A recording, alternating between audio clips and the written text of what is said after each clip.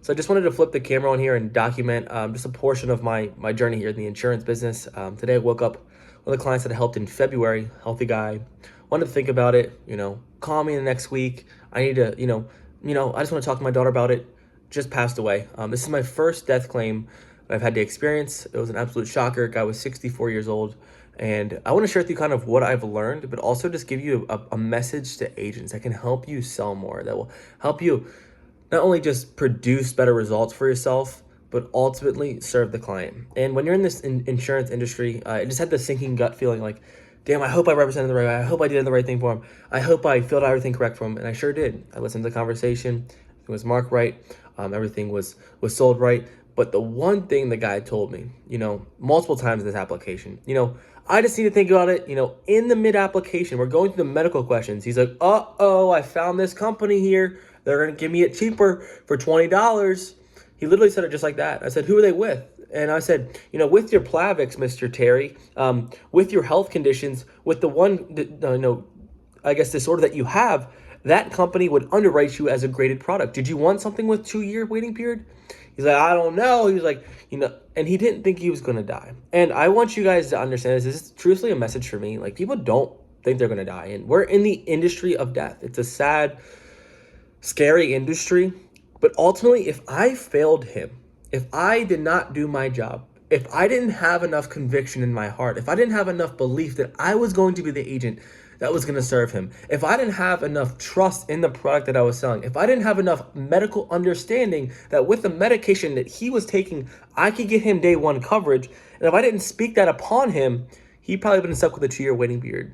His daughter, beneficiary, would probably been calling me, why didn't you help my dad? Or why is there a 2-year waiting period? But I worked with a carrier that was able to provide him help. And my plea for you is to, number one, most importantly, is to serve your clients. Be an agent who has high ethical standards. I think this industry not only produces bad agents, but ultimately lets so many clients, lets so many families down. And at the end of the day, we're in the industry to do this for other people. We are in the industry to protect families. We are in the industry to serve others. And so many big IMOs and people out there will recruit you and say, hey, we're going to help families. We're going to help families. But all they care about is the leaderboards.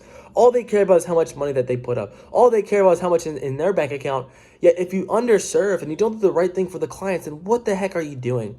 And I think what has served me in this industry, this isn't actually really, really scary. This was a reality check of what is needed from the agent. You're not here just to find them a product or shop a product or put them with something that's cheaper. You are here to serve them like no other. You're here to build systems in your business, to have, messages, to understand what the beneficiary is, how to get out to the beneficiary, how to make sure this pain is claimed, make sure that they get their policy, make sure that they call them after they get their policy. There's so many things that need to be done on an agent level that you must remind yourself. And ultimately, what I want to share with you is that feeling in my gut, that feeling like, did I do everything that I could for that person? And think about how many people have clicked on you. How many people that you're upset, hey boss, I couldn't sell the guy because of this. How many times have someone just made an excuse and you got him off the phone? There were so many people. I probably saw 3-4 people every week who were like, I just want to think about it. Or I don't know if I want the $10,000 or the $15,000. Call me next week. And I was sharing this with my team. I was like, the best way to objection handle is to tell a story. Miss Betty, I know that you want to think about it, but God forbid if something did happen to you tomorrow, you mentioned that, Sandra would be in a tough position. Is that correct? Yeah.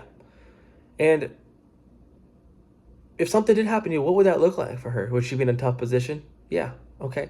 So as a mother, you don't want to do this to her, correct? So let me ask you, how about we do this? Let's start with the $10,000 option. If you get approved, you can at least look over the policy. You can say, hey, Peter, I want more coverage. Does that sound fair?